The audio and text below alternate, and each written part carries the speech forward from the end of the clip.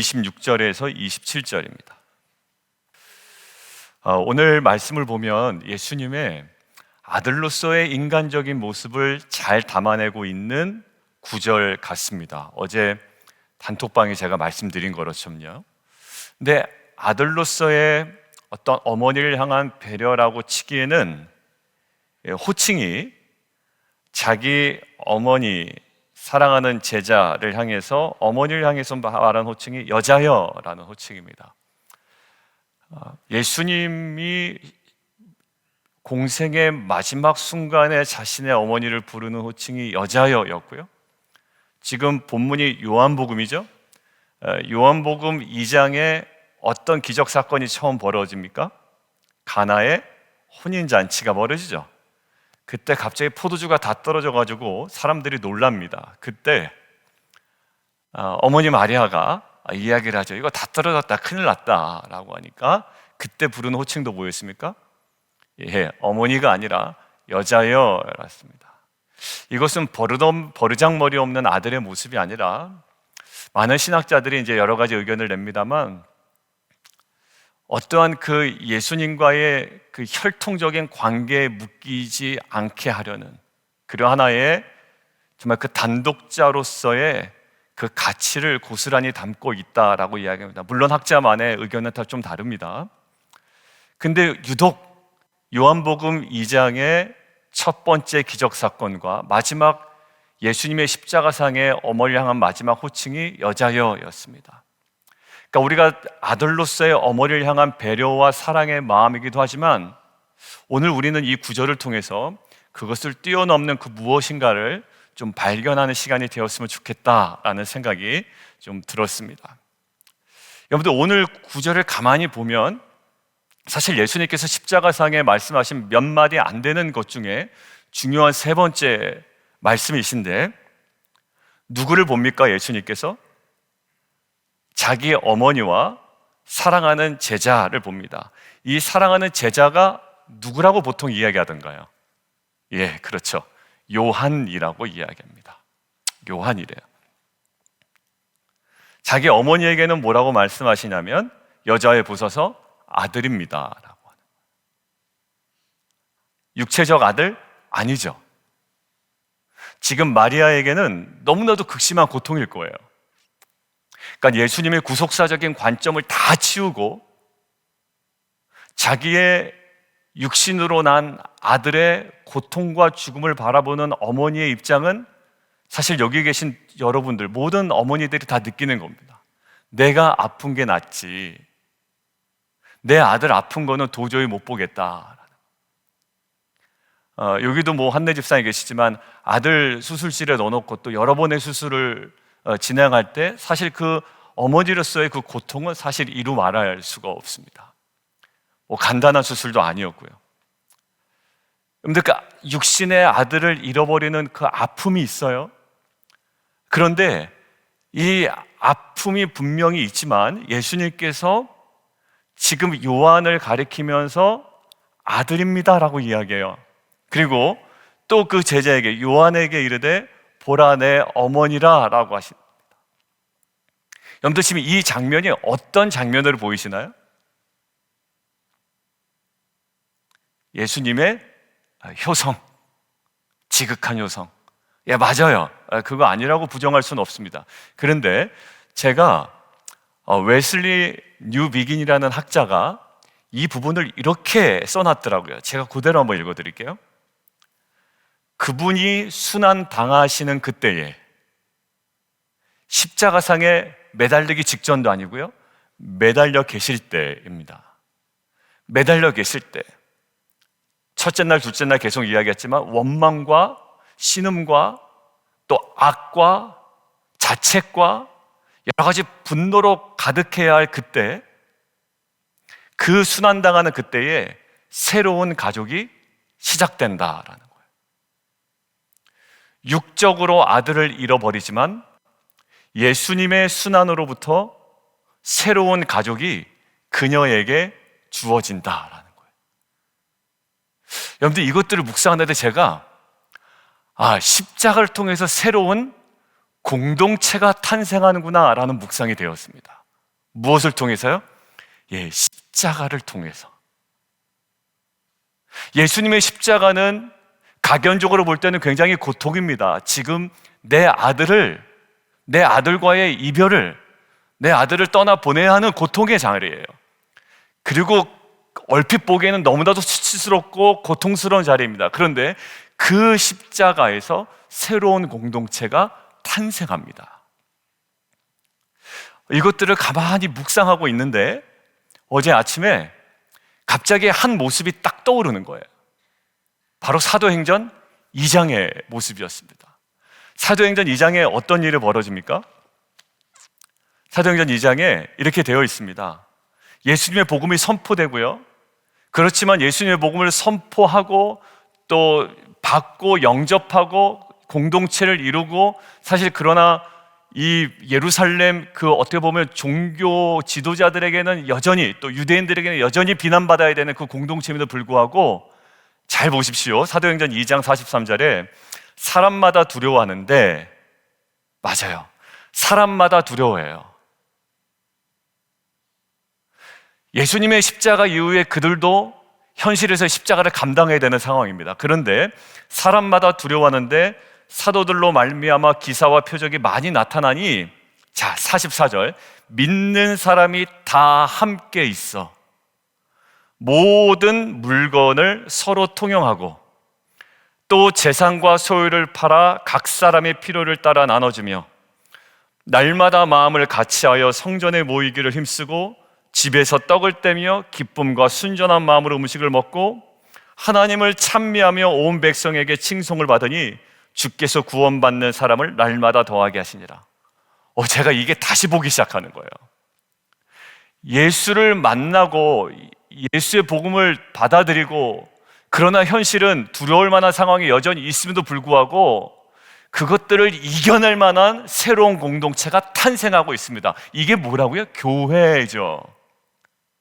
그러니까 예수님의 십자가는 무엇인가를 우리로부터 빼앗아가는, 우리로부터 상실시켜 나가는 하나의 동기로 보이긴 하지만, 사실 예수의 십자가는 우리에게 생명을 줄 뿐만 아니라 오늘 말씀처럼 무엇인가를 상실한 어머니에게 새로운 아들을 주시고요, 그리고 그 아들에게 또 봉양할 수 있는, 품을 수 있는, 섬길 수 있는 어머니를 주십니다. 새로운 가족과 새로운 공동체가 탄생된다라는 거예요. 여러분들, 제가 우리 남성 지기들하고 큐티 모임 할 때 지난주에 여쭤봤어요. 한국에 계신 부모님들께 얼마나 자주 전화하세요? 그리고 우리 아내 되시는 여자 집사님들은 얼마나 친정 엄마나 아빠랑 통화하세요? 그랬더니 대부분 일주일에 한 번, 두 번, 많게는 세 번, 예전에는 매일 통화하셨다고 그러더라고요. 우리 집하고는 많이 다르군요. 제가 그랬어요. 저는 부모님에게 전화를 자주 안 하는 스타일이에요. 저희 가족이 그렇습니다. 이제 요즘은 조금 많이 하는데, 왜 하는지 아세요? 술이기 때문에. 그러니까 이게 내리사랑이라는 게 제가 저를 보니까 알겠어요. 그러니까 부모님 때문에는 잘 안 해요, 제가. 근데 술이기 때문에 제가 조금 더 자주 하더라고요. 아무튼 이런 관계가 있잖아요. 근데 그 모든 관계보다 하나님께서 예수님께서 십자가를 통해서 새로운 관계를 주셨어요. 여러분들, 사도행전의 이 공동체는요, 굉장히 불안한 공동체예요. 뭔가 완성된 공동체가 아닙니다. 그런데 예수님을 영접한 그들이 그 십자가를 통과하면서 이뤄내는 공동체는요, 세상의 그 모든 것들을 감당할 수 있는 강력한 생명의 공동체요, 증인 공동체가 되는 거예요. 우리는 십자가로 무엇인가를 잃어버렸다고 생각을 해요. 아들을 잃어버렸다고 생각하고, 재산을 잃어버렸다고 생각하고, 세상에 안락을 잃어버렸다고 생각하지만, 그보다 더 귀한 것들을 누리며 이해하고 그것들을 쫓아가며 포커스하고 나아갈 수 있는 정말 신령한 공동체를 우리는 얻어 누리고 있는 줄 믿습니다. 여러분들, 이것이요, 또 묵상하고 있는데 하나 더 떠올랐어요. 뭐냐면 예수님께서 십자가를 통해서 정말로 새로운 공동체를 주셨다는 사실이 그 성경에는 아주 명확하게 나와 있더라고요. 어느 성경일까요? 정말 둘이 하나가 될 수 없었어요. 근데 예수님께서 십자가의 죽음으로 이게 하나가 되어버렸다라는 거예요. 이게 갑자기 생각이 나더라고요. 예수님의 죽음은요, 모든 것들을 상실시키는 것 같아요. 그런데 이 에베소서에는요, 이 둘을 막힌 담을 하시고 하나로 만드셨대요. 결국 뭘까요? 예수님의 십자가는 새로운 공동체를 탄생했다는 선언이었어요. 그러니까 오늘 이 세 번째 말씀이 더욱 이해가 되더라고요.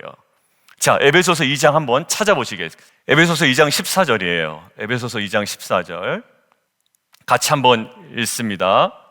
시작. 그는 우리의 화평이신지라 둘로 하나를 만드사 원수된 것 곧 중간에 막힌 담을 자기 육체로 하시고 법조문으로 된 계명의 율법을 폐하셨으니 이는 이 둘로 자기 안에서 한 새 사람을 지어 화평하게 하시고 또 십자가로 이 둘을 한 몸으로 하나님과 화목하게 하려 하심이라. 원수된 것을 십자가로 소멸하시고 또 오셔서 먼 데 있는 너희에게 평안을 전하시고 가까운 데 있는 자들에게 평안을 전하셨으니 이는 그로 말미암아 우리 둘이 한 성령 안에서 하나님 아버지께 나아감을 얻게 하려 하심이라. 여러분, 십자가는 뭐를 했다고요? 새로운 공동체를 탄생시켰어요. 선택입니까? 아니요. 이것은 우리가 반드시 누려야 되고 이뤄내야 하는 거예요, 동시에. 그러니까 우리가 십자가를 통과했다라는 이 증거가 어디에서 나와야 될까요? 공동체 안에서. 쟤는 나와 달라, 난 여전히 담을 쌓을 거야, 이거는 십자가를 통과한 공동체 모습이 될 수가 없겠죠. 반드시 십자가를 통과한 공동체는 뭘까요? 원수된 것을 십자가로 소멸하시고 이 둘을 하나 되게 하신대요. 우리가 교회 다니면 다닐수록, 신앙 연륜이 많으면 많아질수록 내 경험과 이 모든 것들이 계속 차곡차곡 쌓여갈수록 어떤 경향이 있을 수 있냐면, 쟤는 나와 다른 것 같아 라고 해서 계속 담을 쌓는 경우가 있습니다. 근데 진정으로 십자가를 통과한 공동체는 이 원수된 것은 이 둘을 하나로 만드는 새로운 공동체, 십자가를 통해 우리에게 허락하신 새로운 공동체의 영광을 우리가 누리며 나아가는 것인 줄 믿습니다. 어떤 관계에서 또 경험되어야 될까요? 그렇지, 두 사람, 둘은 서로 남이었어요. 그죠? 남이라는 글자에 점 하나를 빼면 님이 되죠. 근데 우리는 그렇게 얘기하지 않아요.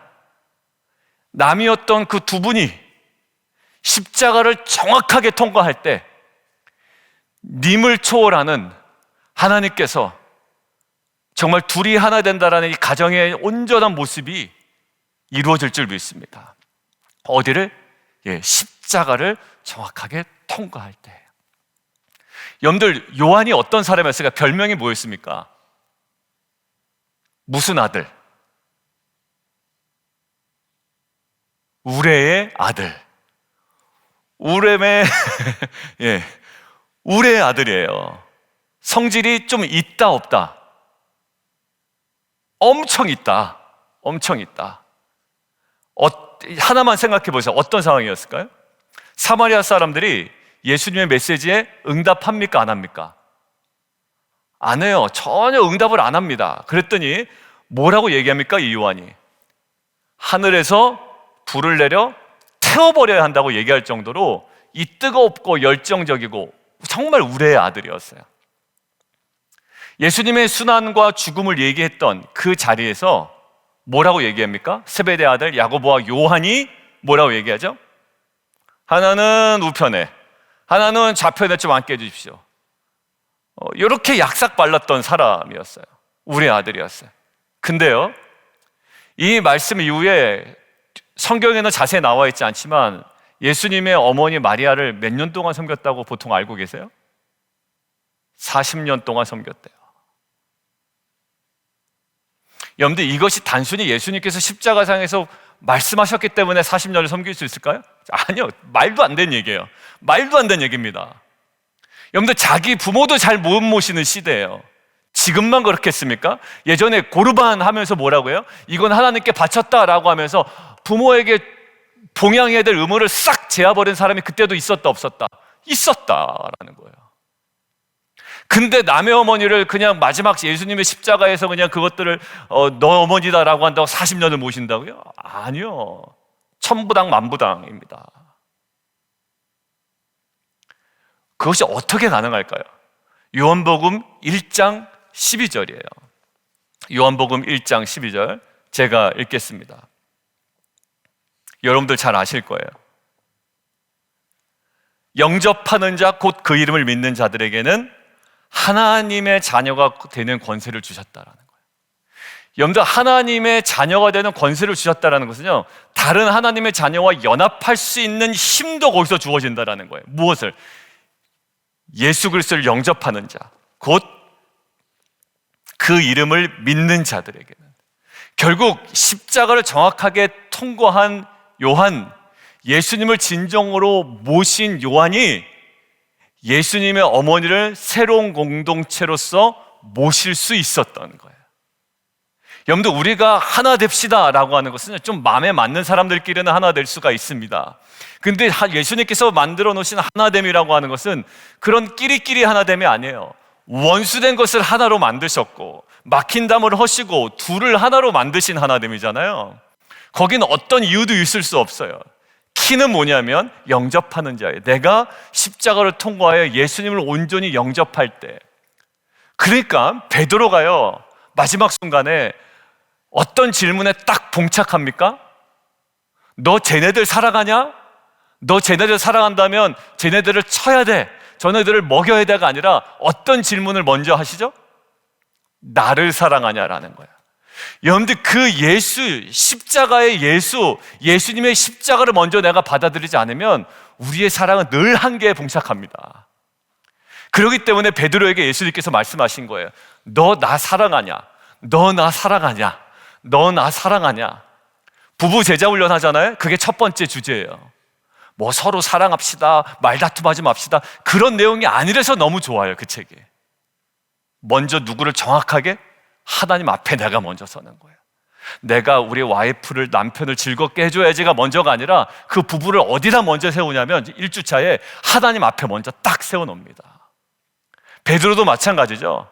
내가 정말 예수님을 사랑하느냐라는 질문 앞에 서게 되고 그것들을 통과한 후에야 그 양들을 치는, 영혼들을 케어하는 자리로 나아갈 수 있었던 거예요. 사랑하는 성도 여러분, 오늘 세 번째 말씀은, 첫 번째는 용서였어요. 두 번째는 낙원이었죠. 세 번째는 새로운 공동체의 탄생입니다. 어디서 벌어졌다고요? 십자가를 통해서. 저와 여러분이 새로운 공동체를 계속 이루어 나가는 저와 여러분이 되었으면 좋겠어요. 목사님, 남편하고도 지금 관계가 안 좋고, 저희 성도님들 이야기 나누다면 이 자식하고도 관계가 안 좋고요. 목사님, 제가 너무 속상해요. 막 토로하시는 분이 있어요. 근데 얘기 들으면 정말 속상할 만해요.